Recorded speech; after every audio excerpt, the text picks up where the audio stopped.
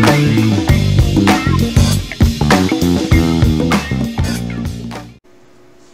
hey, you're just in time for my post-workout smoothie. So I just got done about an hour ago with a nice intense partner yoga workout.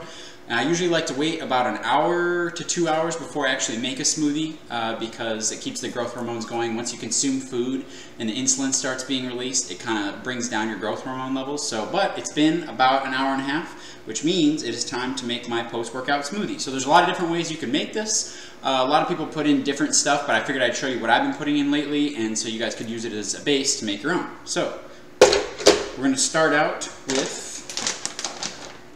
frozen wild blueberries. So I go with the wild ones because they're lower in sugar and they're actually a lot higher in antioxidants, and especially when they're frozen and blended, it actually increases the bioavailability of those antioxidants. So I'm going to start with about a cup here.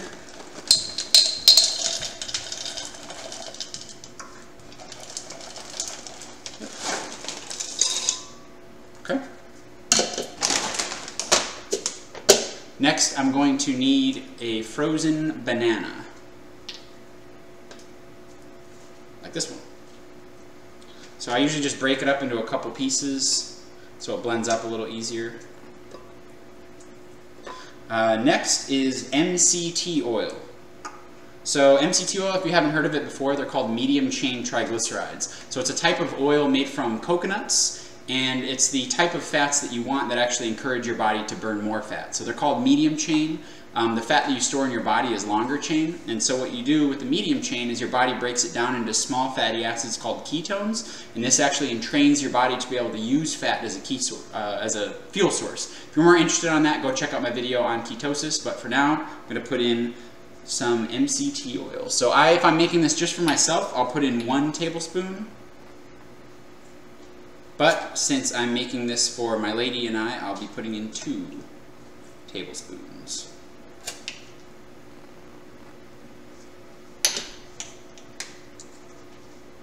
Alright, next I need some kefir.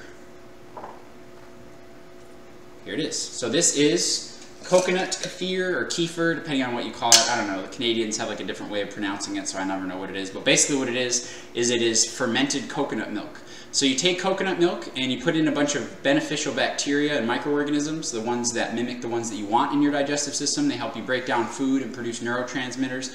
Leave them in the coconut for a while, and the microorganisms digest the coconut milk and activate it. So you have all these living enzymes in here. You'll see with some of the other things I combine with it, it actually has a synergistic effect on your digestive system. It's kind of like has a mild yogurty taste. So what I'll do is I'll just take a big spoon. I don't really measure this exactly, and I'll just take a big bloop of that and just kind of dollop it in like that.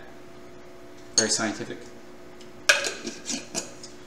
My next ingredient is going to be raw goat milk. Oh, look. So this I'll probably put in about a cup or so. I don't usually measure, but I figured for you guys I would actually try to measure today, so in case you try to make anything like this on your own. I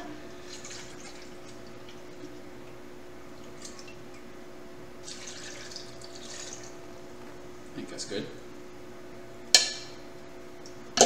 Like I said, if I was making this for just me, I'd probably do half on all this. So I would just put in half a cup. But since I am, in fact, making this for my lady friend, I use twice as much. So, next ingredient is going to be coconut milk.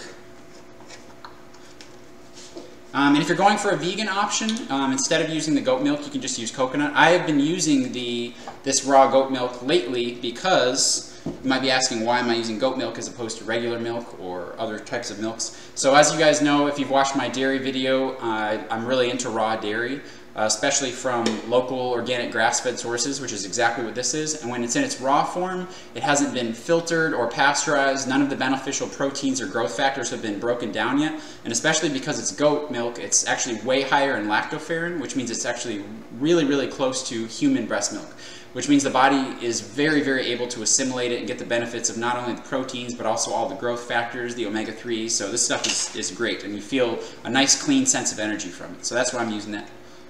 Sometimes I would use all that, but lately I've been kind of diluting it with coconut milk as well, just to get in some extra fats. So I'm going to put in about another cup.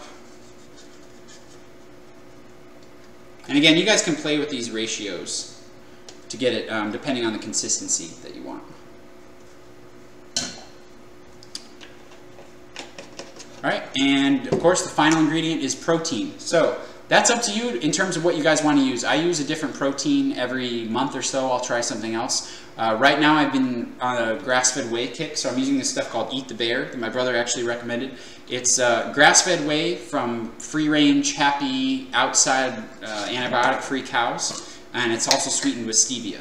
So you don't have to worry about any of the weird fillers. If you are buying protein, make sure you look in the ingredients and make sure it doesn't have sucralose or any weird things, because just because it's sugar-free doesn't mean it's going to have all clean ingredients. There's a lot of nasty artificial sweeteners out there, and that's the last thing you want in your post-workout shake. So this is about 20, it's exactly 20 grams a scoop. So I'll do one for me, one for my lady, and about a half more or so just for fun, because it's massing season, you know, gotta get serious.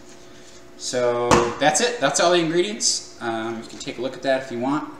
Pretty rich and delicious and flavorious. I gotta find the lid. I'm just gonna blend it up.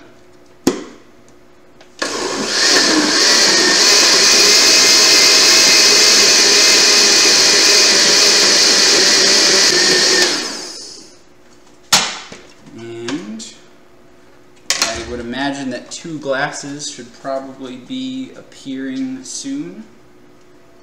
Like these, nice. And these are actually borosilicate wine glasses. I don't mess around with my smoothies here, so if you're interested for anything, borosilicate glass makes everything taste better. It has something to do with the porousness of the glass, but like I said, this is a feast, a treat and a feast. So, pour glass.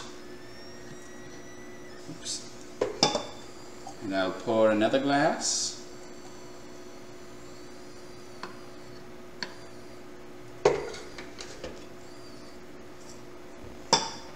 And enjoy.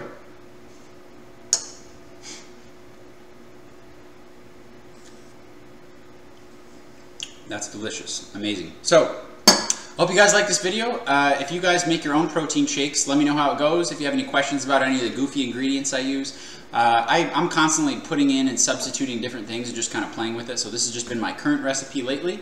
So if you guys have any questions or suggestions or ideas, please post them below in the comment section. Subscribe to my channel if you haven't yet, and I'll talk to you guys soon.